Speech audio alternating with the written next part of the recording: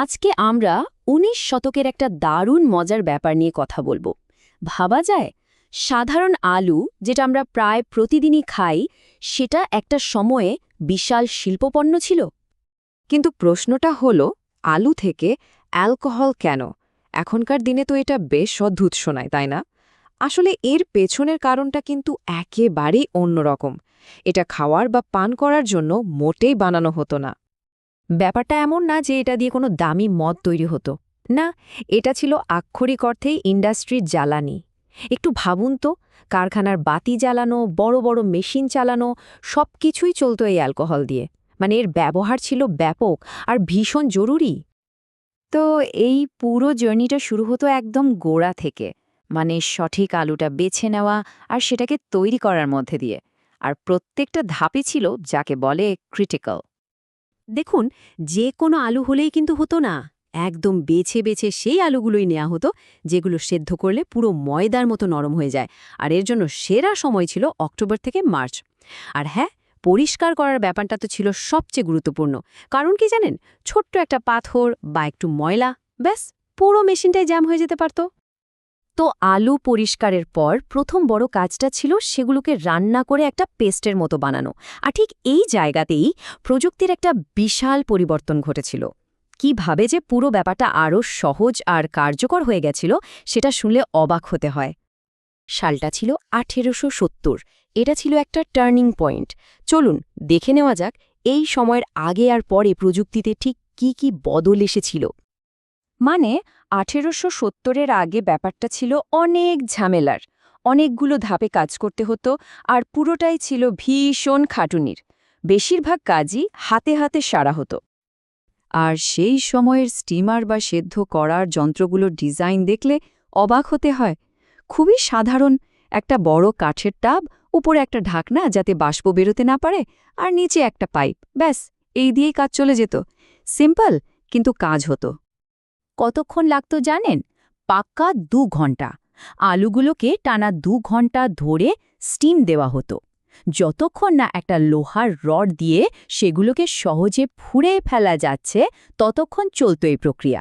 ভাবা যায় কতটা সময় সাপেক্ষ ছিল। স্টিম দেওয়ার পর কাজ কিন্তু শেষ নয়। ওই গরম ভারী মণ্ডটাকে বেলচা দিয়ে তুলে আরেকটা মেশিনে ফেলতে হতো পেশার জন্য। এখানেই ছিল সবচেয়ে বড় সমস্যা। একদিকে সময় নষ্ট, অন্যদিকে অনেক খাটুনি। কিন্তু ১৮৭০ সালের পর সিনারিও পুরো পাল্টে গেল। বাজারে এলো বোহান স্টিমারের মতো অল ইন ওয়ান মেশিন। আর এটা ছিল একটা সত্যিকারের বিপ্লব। তাহলে পার্থক্যটা কোথায় দাঁড়ালো?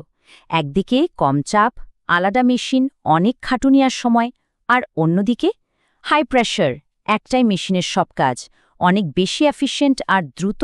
কিন্তু এই নতুন প্রযুক্তির একটা বড় বিপদও ছিল। এই যে হাই প্রেশার স্টিম, এর মানে হলো বিপদটাও অনেক বেশি। তাই তখন সেফটি আর মেশিনের নিয়মিত রক্ষণাবেক্ষণটা ভীষণ জরুরি হয়ে পড়েছিল।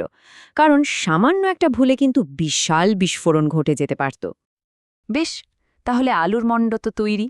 এখন আসছে আসল কাজ, একটা জটিল কেমিক্যাল প্রক্রিয়া। এই প্রক্রিয়ার নাম হলো স্যাকারিফিকেশন। ব্যাপারটা সহজ করে বললে, আলুর মধ্যে যে স্টার্চ থাকে সেটাকে ইস্ট হজম করতে পারে না। তাই মল্টের মতো একটা জিনিস মিশিয়ে ওই স্টার্চকে ভেঙে চিনিতে পরিণত করা হতো। মানে ইস্টের জন্য খাবার তৈরি করা হতো। এটা না হলে ফার্মেন্টেশন বা গাজন প্রক্রিয়াটা শুরুই হতো না। তো কিভাবে এই মিষ্টি মণ্ড বানানো হতো? প্রথমে আলুর মণ্ডে গুঁড়ো মল্ট মেশানো হতো। তারপর জল দিয়ে তাপমাত্রা বাড়িয়ে প্রায় ১৪০ ডিগ্রি ফ্যারেনহাইটে নিয়ে যাওয়া হতো। এই অবস্থায় ৩-৪ ঘন্টা রেখে দিলেই ব্যাস তৈরি হয়ে যেত গাজনের জন্য পারফেক্ট একটা মিষ্টি তরল। তাহলে দেখুন কতগুলো ধাপ পেরোতে হলো। আলু ধোয়া, স্টিম করা, পেশা, তারপর আবার স্যাকারিফিকেশন। এত কিছুর পর অবশেষে ফাইনাল প্রোডাক্টটা হাতে পাওয়া যেত। কিন্তু সেটা ঠিক কেমন ছিল শুনলে একটু অবাকই হতে হয়। ওই মিষ্টি মণ্ডটাকে ইস্ট দিয়ে ফার্মেন্ট করার পর ফাইনালি ডিস্টিল করে অ্যালকোহলটা বের করা হতো। আর এই পুরো শিল্প প্রক্রিয়ার যে ফলাফলটা আসতো, সেটা কিন্তু বেশ চমকে দেওয়ার মতো ছিল। আসলে এই পদ্ধতিতে যে অ্যালকোহলটা তৈরি হতো সেটার গন্ধ আর স্বাদ ছিল সাংঘাতিক রকমের বাজে, খুবই অপ্রীতিকর। এই স্পিরিটটা কিন্তু পান করার জন্য তৈরি হতো না। এর আসল দাম ছিল একটা ইন্ডাস্ট্রিয়াল কেমিক্যাল হিসেবে, কোনো পানীয় হিসেবে নয়। আর ঠিক এই কারণে পুরো প্রক্রিয়ায় স্বাদ বা কোয়ালিটির চেয়েও বেশি জোর দেওয়া হতো প্রোডাকশনের পরিমাণ আর গতির ওপর, কারণ লক্ষ্যটাই ছিল সম্পূর্ণ আলাদা। একটু ভেবে দেখুন, শুধু সাধারণ আলুকে নিয়ে এত বড় একটা ইন্ডাস্ট্রি।